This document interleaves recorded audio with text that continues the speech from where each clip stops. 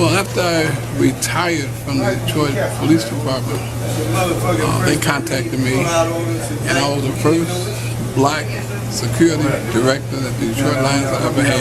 And I stayed with them for 11 years, and I retired from the Detroit Lions. And, I'm still active with them. I still go to some of the meetings, most of the games. I think I did a good job keeping the young men in line. And you said that you you joined the Detroit Lions right after you retired from the Detroit Police Department. What year was that when you retired from DPD? I retired from DPD after 28 years in 1991. And what was your position there? I was the third deputy chief in the Detroit Police Department. Oh, really? Yeah. Wow. So you can tell me about what the 67th riot. Oh yes, I can tell you a lot about that. Please take me back. I mean, it had to be a challenge for you because not only that you were a citizen here in Detroit, it was your, appointed duty and job to help maintain that situation. Tell me about that, please. Well, I had worked that night, the night the riot started, and I was off the next couple of days, that's Sunday and Monday. And I got a phone call that Sunday morning that I have to come back to work. And I told them that I'm off the next 2 days. They said, no, everyone is back to work. They said, well, turn your TV on, you'll see what's happening. I turned the TV on and it was unbelievable. I mean, this TV, there wasn't that many channels at that time. You had 2, 4, 7, 9, even 50. That was a Canadian station. And you see people stealing, taking, running, driving fast. And when I got to work that day, I had been on the job a couple of years. I used to get it when I was out in And I couldn't believe what I was seeing. Did you recognize anybody you know? Oh yeah, a lot of folks. I mean, not really. You don't have to say their names, but I'm just saying. But they saw me and I was in uniform. Everyone had to wear a uniform. And after getting back to work, after being off for about 6 or 7 hours, went right back in because we went on 12-hour shifts. And we had to try to get the city back in some type of order. Did you make any arrests that night? I made a lot of arrests. Now tell me, please enlighten me. I mean, our history books only show black faces. Tell me, was it just blacks rioting, or I heard it was other cultures that joined in from other cities and towns that came down in the madness? Well, you may have a few, but most of the people that was looting, robbing, stealing were blacks from the inner city. There was a few white, but most of them was black because it was occurring. The riot was occurring in the city of Detroit. There was a lot of white people in the city at that time. They got caught up in that too. But I don't think they got caught up as much as a lot of the blacks did. Right. I mean, to not, I guess,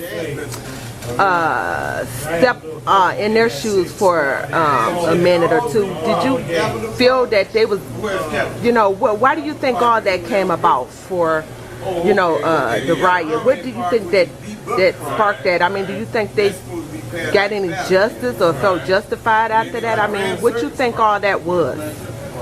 Well, they said a civil disturbance, but what do you think it was? Well, at that time, white was controlling everything. We didn't have a black mayor. We didn't have, I think, one person on the city council. The city of Detroit was controlled by white. And I think that, like the police department, when I came there was only about 10 blacks on the police department. Oh, wow. And you got 1.5 million folks here. That's a lot. And they put us right in the black community, but when you spread 10 black police officers out, and you got 3 shifts, you got the day shift, afternoon shift. Right. So Were you on the, did you serve on the DPD at the same time Ben Turpin was there? No, Ben was gone then. Way before? Okay. Wow. Yeah, Ben was gone. Ben had been gone, I don't know, maybe 10, 15 years. Yeah, I went there one time. When I came, maybe not quite, yeah, about 10 years, I guess. Wow. And if you were to give this new generation now of children that's coming up, young folks that's coming up, what advice would you give them from that you learned from the old? Well, number one, education is a key element.